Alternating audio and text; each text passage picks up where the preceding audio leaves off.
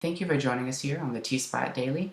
My name is Jessica Manning, and this is the TSpotlight, a segment where we interview local organizations and trans activists who are doing great work within our community. I hope you enjoy our interview today with Shane Windmeyer of Campus Pride, based out of Charlotte, North Carolina. So, tell me a little bit about yourself, Shane. Where are you from? Just a little bit about your background in general. Sure. I was actually born and raised in Kansas, and I went to school at a small liberal arts institution. I was a first generation college student, so my family, my grandparents had never went to college. None of my cousins had, and so that was quite unique to be able to go to college and to get a degree and then go on to get my master's degree. I got my master's at Indiana University in Bloomington in education, and my undergrad is in speech communication and journalism. So my husband and I met back in 1995, and we moved to Charlotte in 1997, and we've been here ever since. Awesome. I do know that you and your husband are quite a staple in the community here in Charlotte, so I do want to thank y'all for everything that y'all do here. Oh, well, that's very kind of you. Thank you. No problem. Thank y'all. I mean, y'all really show up and actually, make sure that the LGBT voices in Charlotte are really heard, so we really do appreciate that. Thank you. That's very kind of you. So, what made you want to go into education as your major? I actually started out thinking about going into K through 12 because, I like young people, I enjoy, all of my teachers growing up really made an impact on me. And so that was one of my first ambitions in undergrad. And I was going to a teacher's college in Portland State University. And so they were known for education and, K through 12, being a teacher. But then I learned quickly that that wasn't me, and I didn't have the patience for dealing with, pre-adolescence and middle school and high school. I was like, no, maybe when they're third grade, second grade, but that was about it. So I gave up that idea, and then I looked at becoming a lobbyist. I actually worked in D.C. For one summer, and then for the fall semester the spring semester and one summer, working on healthcare reform back in 1994. And I was using that as a way to, figure out what I wanted to do with my life. And, public policy, lobbying really felt like a good fit. I love to talk and communicate and to debate issues. But then I learned that, it was a lot about how much money you had and who had money and how you dressed and how you looked. And, so lobbying wasn't quite me. And then I went on into higher education and got a master's degree, basically working as an administrator on a college campus. So, I kind of took the best of both worlds. And for me, the advocacy that Campus Pride does fits really well with the lobbying and the communications work that I wanted to do. And then the teaching is really about working with young adults, who are LGBTQ and, part of the spectrum of sexual and gender identity, and just understanding who they are and being able to, to teach on issues that I think are important. So I think I've been able to meld together all my interests in a nice way. Campus Pride is an organization. We're not a political organization. We're a leadership organization, and we advocate on behalf of students, who are part of the queer spectrum and their needs and concerns. So I'm quite pleased with that. Great. Is there a particular time with your time at Campus Pride that really stands out to you and really makes you proud to of the work that you've done, or helping someone in particular? Yeah, so Campus Pride started back in 2001 as an online clearinghouse, and I was working at UNC Charlotte from 1997 to about 2002, and I had written 6 books that two of the books that I had written first became bestsellers in the gay community. They were about fraternity and sorority men and women who were either out or who came out to their fraternity brothers and sorority sisters. And so, those books really put me on this track of education and advocacy, right out of grad school. And so, I worked full time and I developed Campus Pride Net, which was basically an online clearinghouse back in the day. And then it got to the point where I was doing speaking engagements and out speaking and basically talking about, because I was still at the time a very young person. I was 22 when my first book came out.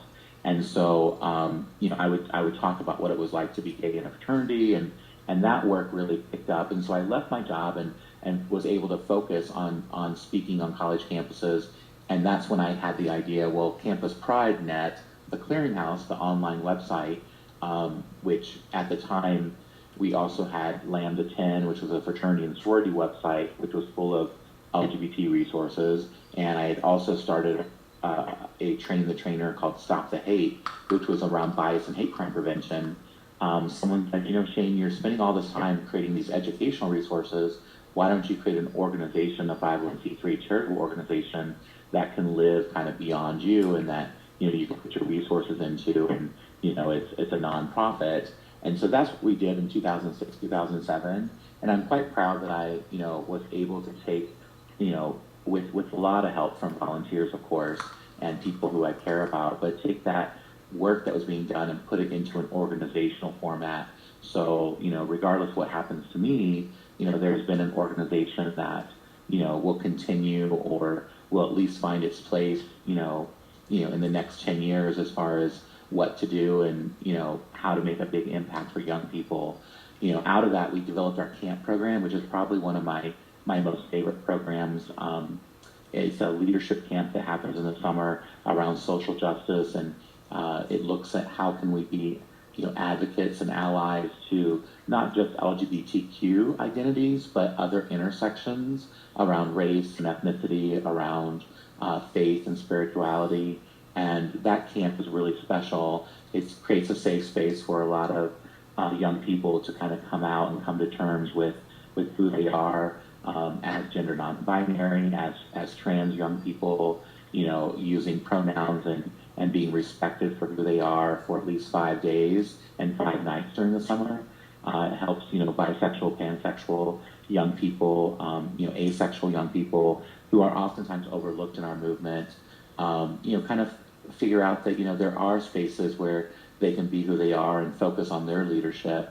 Because oftentimes a queer person, when they're back on their campus, they're seen as a queer leader, but at Camp Pride, you're just one of many queer people, and you're able to focus on your leadership, which I think we don't focus enough on. And, when we talk about suicidality, when we talk about depression and other negative health harms, the best way to prevent someone from, taking their life or making bad decisions, related to their health or well-being, is to give them self-esteem and leadership skills and investing in them early on, as opposed to waiting until they get to that moment where, they feel like no one, is there for them, or they feel isolated.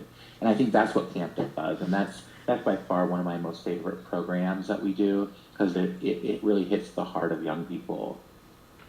Yeah, I know a couple young people who attend that camp, almost annually, and they love it, and I can see the difference that it's made in their lives. So I know that y'all are doing really great work over there. Maybe one day I'll get a chance to attend that. Yeah, we have scholarships right now. You can go online to campuspride.org/money, and we give scholarships away. And we have scholarships, for folks here in Charlotte, and it's right here in Charlotte this year. Hopefully, we've had some pushback from people, of course, because of everything happening here in North Carolina.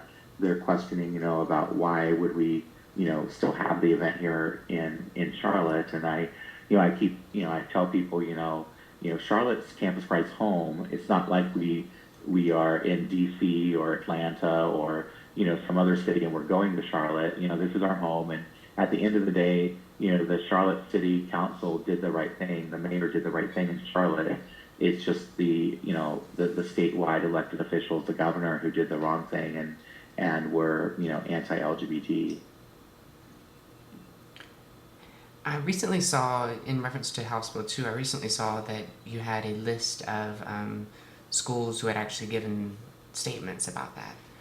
Are there any schools in particular that you want to, thank for their stance on this, or, anybody in Yeah, particular that you yeah. want to say I think anything?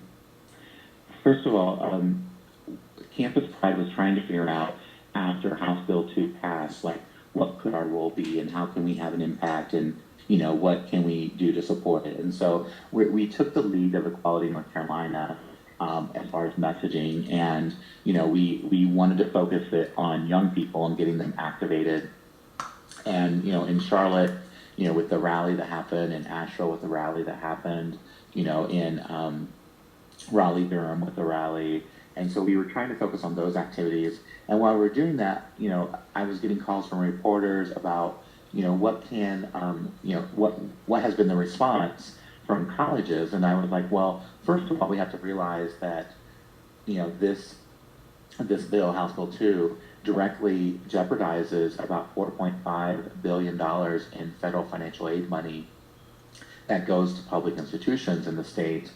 And that quite alarmed people, and it's in direct conflict with Title IX, and the educational equity of LGBTQ students, particularly transgender students, as defined through Title IX in 2014 by the Obama administration. And so we wanted to really hone in on that, and we also realized that probably deans and administrators at public institutions were going to have a hard time speaking out because they're fearful, because the governor in the state of North Carolina appoints all the system, the directors of the board that look over the UNC system, for instance. The only people who are going to feel comfortable would be tenured faculty who can't really be fired, and then students, and so and alumni, and so that's where our focus has been. And we also thought that private institutions were a natural way to push forward how they're feeling and their concerns.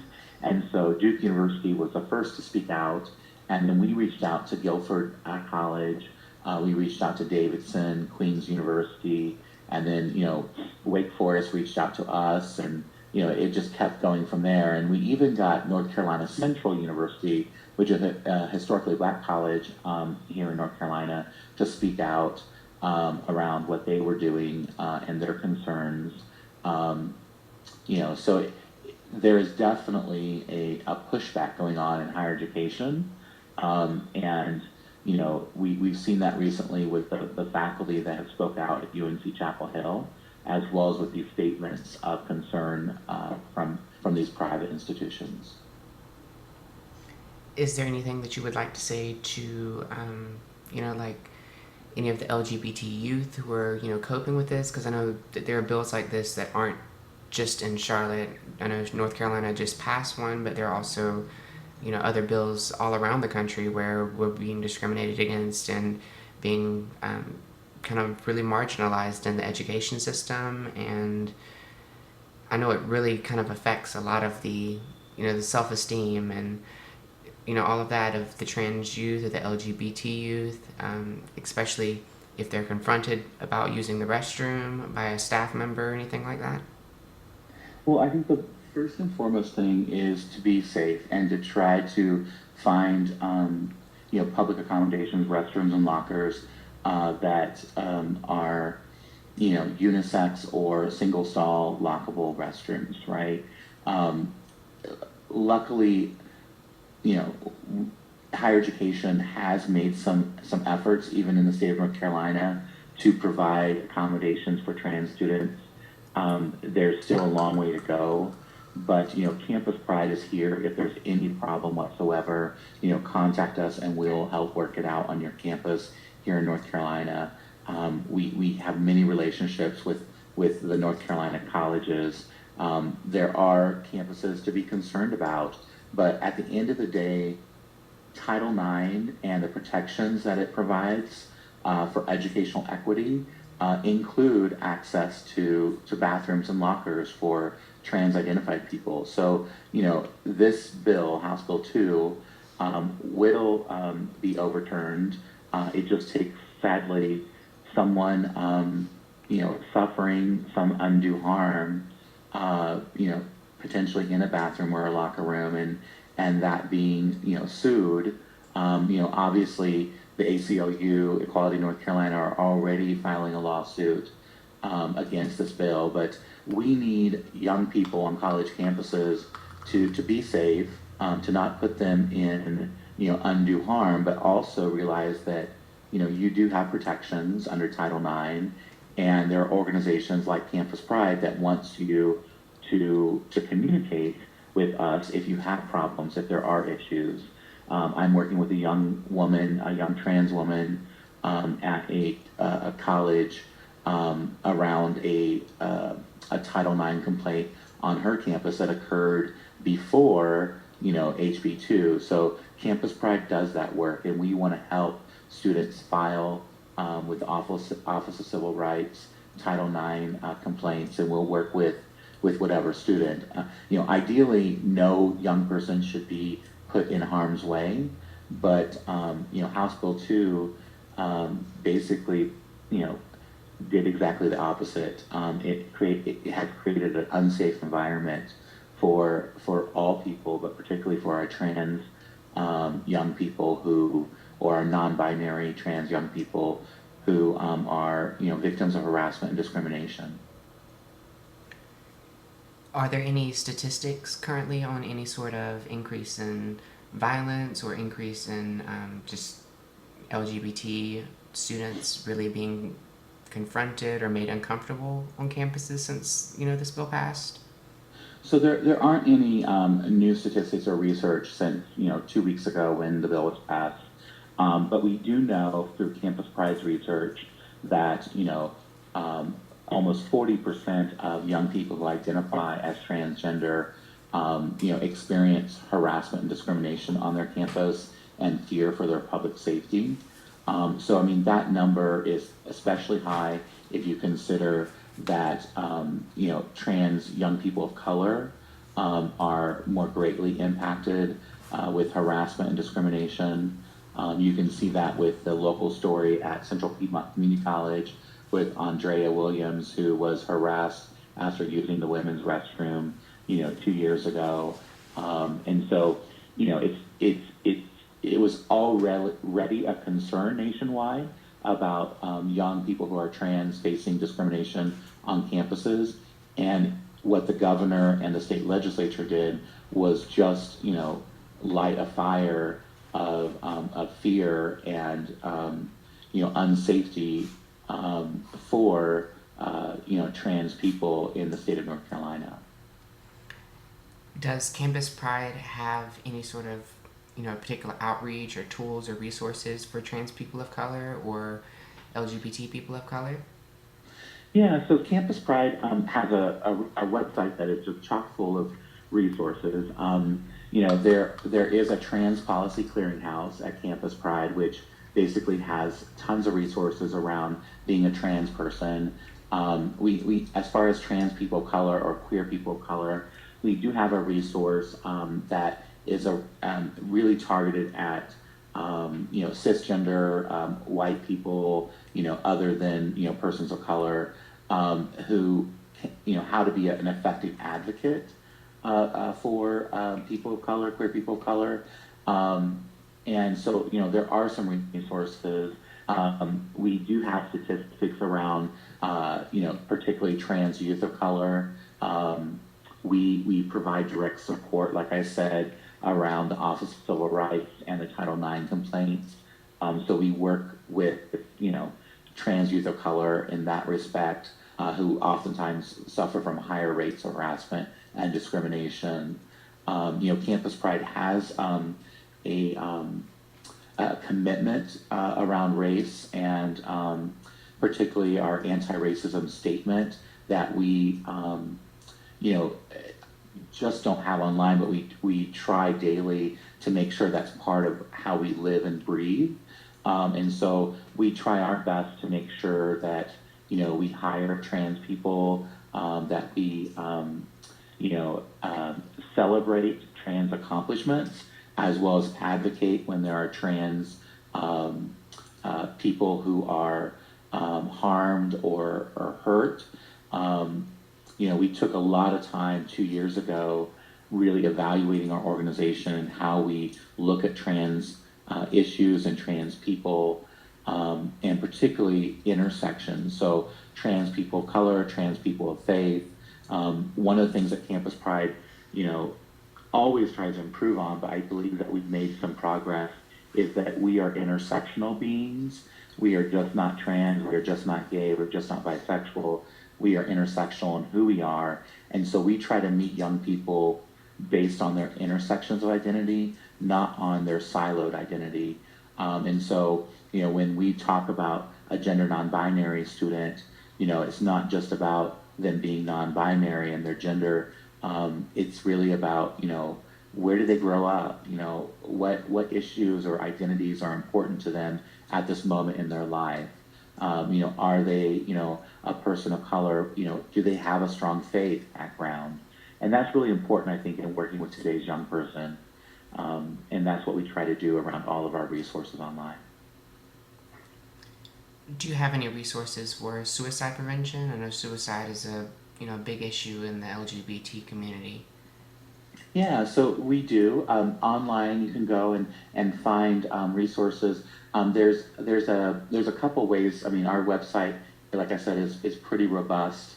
There's a tab that says resources, and you can tab underneath it, and it has mostly issues around self-esteem and issues around how to build your own leadership, which we believe is part of suicide prevention work, right? It's not just about getting someone help with a phone number or with, outreach. That's important, but we try to get to young people before or as a way to build who they are. And so there are some resources there. We also work, with the Trevor Project, which has a suicide hotline. There's a national trans hotline. And so we make those available on our website too for people who need someone to talk to. Campus Pride doesn't provide a hotline, mostly because there are at least, a half a dozen hotlines that we promote to young people, and we do that through our camp. We give out, hotline numbers. We also have been, working with an organization called Cognito, which provides a online training around a safe space. And through that training, we talk about suicide prevention work too, and what's available. So administrators and staff, as well as student leaders, even if they aren't,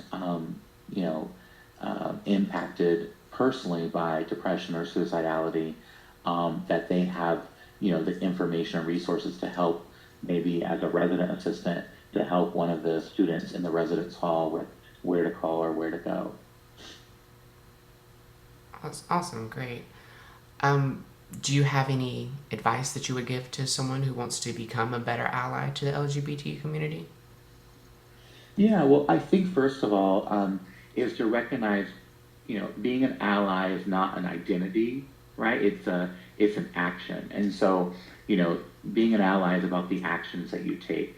It's about, recognizing your own privilege, your own power, and how you can make a difference. And oftentimes, being an ally is about listening and just showing up, right? And through listening and showing up, you can understand where you might be needed or where you might be asked to help. Allies, advocates throughout, the civil rights movement have been an important component to redistributing the power and privilege that exists around race, around faith, and, the same way with sexual identity and gender identity, we need allies. We need people who take actions to benefit, the LGBTQ community. As a cisgender person, I try to be an ally and advocate, to trans people. And, it takes a long time to learn about the trans community and to realize that it's not monolithic. It's not, definitions and identities, shift and change because the community is still, identifying, the spectrum of gender. And same way with the queer, the LGBT part of the community. There are acronyms that are beyond LGBTQ that we oftentimes just conflate. So I try hard when it comes to asexual students or pansexual students or intersex students, to really understand and be an active learner in being an ally, as opposed to just thinking you know everything about LGBTQ people. And we all have a lot to learn. And I tell people all the time, I'm not going to stand up here as a gay man telling you to be an ally for me, without first making sure that I'm an ally to people when it comes to racial justice, when it comes to gender justice, when it comes to undocumented people. I want to be an active learner. I want to be involved and make sure that I role model the type of allyship that I hope others will do for for who I am and for the LGBTQ queer spectrum of identities.